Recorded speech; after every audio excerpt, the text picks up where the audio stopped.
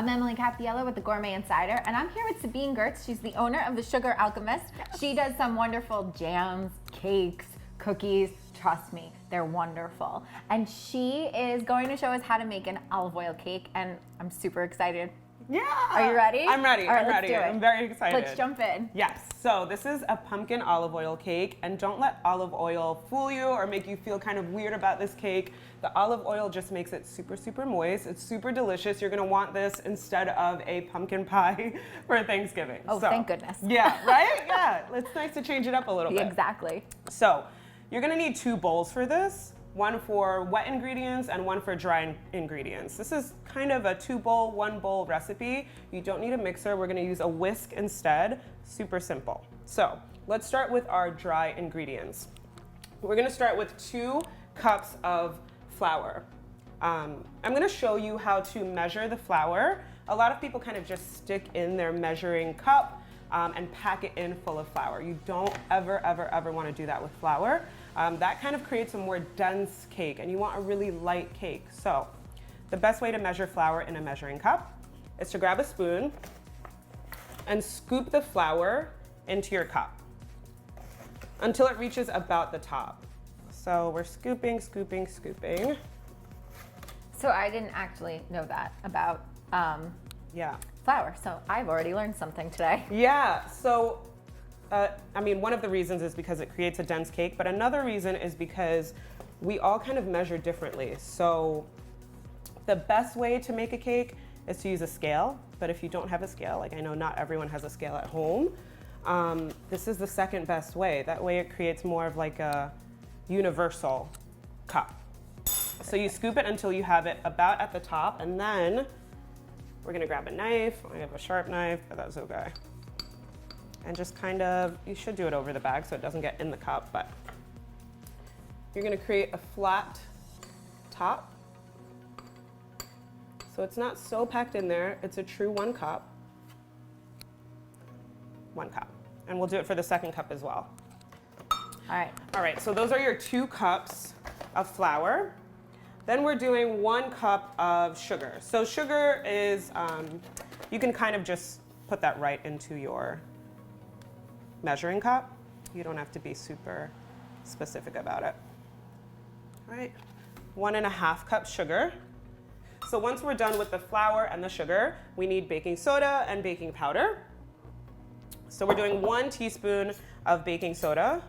While you already did that. I was gonna say, I should open that baking soda for you. Oh yeah, I did it. She's ahead of the curve. Let's see if I can like open it a little bit more. So yeah, like I was saying, flour is the only thing that you really need to be super specific about. Everything else you can measure right to the top. Right from the carton. There we go. Look at you. And 2 teaspoons of baking powder. It's those SoulCycle muscles getting out that baking powder or baking soda. All right, 2 teaspoons of baking powder. Perfect. You want to whisk your dry ingredients just because we don't want any clumps in the dry ingredients. A lot of people sift them. I try to sift as much as possible, but if you can whisk, that's even better. All right, so we'll whisk. Do you have any tips for whisking without making a mess? No. It will always be a mess. Okay, good to know. All right, and I almost forgot about the cinnamon. The cinnamon is the most important part, one of the most important parts. It gives you a little bit more of that like pumpkin, that warm pumpkin-y flavor. We're doing 2 teaspoons of cinnamon. So now we're doing the wet ingredients. The wet ingredients are super easy. It's 3 eggs, 1 cup of olive oil, and 1 can of pumpkin puree. Not pumpkin pie mix, right? I think there's pumpkin pie mix. You don't want that. You just want pure pumpkin. All right, so it's your 1 can of pumpkin in there. And I'm gonna be adding 3 eggs. You wanna make sure that whenever you're baking, you wanna make sure that all of your ingredients are room temperature. So take the eggs out a little bit earlier, maybe an hour or 2. Milks you want to be, we're not using any milk in this, but you want them to be room temperature. You also don't want to follow my example here. I'm cracking the eggs right into the bowl. Don't do that. Yeah. You don't want any shells right like here. I just got in your mix. Yeah, so do it in a separate bowl and then transfer it over. Word to the wise. And 1 full cup of olive oil. I love olive oil cakes. I know it's kind of a newer thing for people. Really, it's just replacing butter.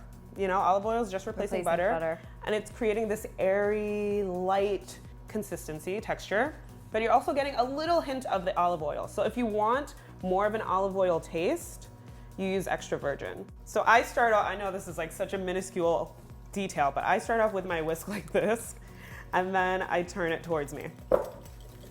And that just makes it whisk a little bit easier. I was gonna say, any more comfortable, or no, yeah, it's just easier for you? It just like incorporates better, especially when you add the dry ingredients. Okay, so you're just going to incorporate your dry ingredients into your wet. Look at that. Yeah, and you wanna whisk this. I know a lot of times when you incorporate dry into wet, you wanna fold, but we really wanna incorporate this.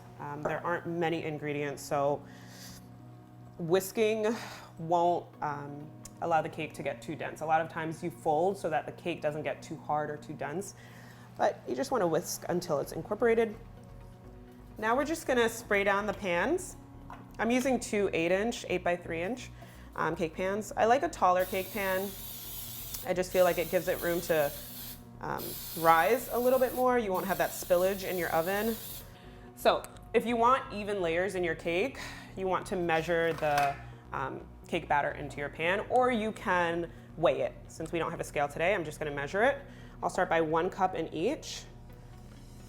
And then you are going to layer these when we're done, or do you just leave them? Yeah, so you can layer them. I like to layer them. I like to do a buttercream, just a really light chai buttercream. And I even do like candied pumpkins in the middle and on top, because why not, more pumpkin. Right. Or you can just leave them as 1-layer cakes and cover them in powdered sugar and cinnamon. And that's it. You're gonna bake at 350 for about 20 minutes. All right, so the cakes are all done. We let them cool for a little bit, so they're like cool to the touch, a little bit warm, but you want your cakes to be as cool as possible whenever you're icing, whenever you're adding anything on. You never want the buttercream to melt or powdered sugar to melt, so make sure your cake is nice and cool. We're gonna sprinkle powdered sugar on top of this cake. We're gonna use a shaker today because why not? Okay, so we're sprinkling the powdered sugar on top. I have my turntable here. And just to finish it off, I'm gonna add some candied pumpkin seeds. Candied pumpkin seeds are super easy. It's just brown sugar, white sugar, cinnamon, toasted in the oven at 350 for about 20 minutes. Take it out and then put it on a frying pan. You're gonna cook it stovetop with butter for an additional 10 minutes. All right, so there you go. have it. Your pumpkin cake.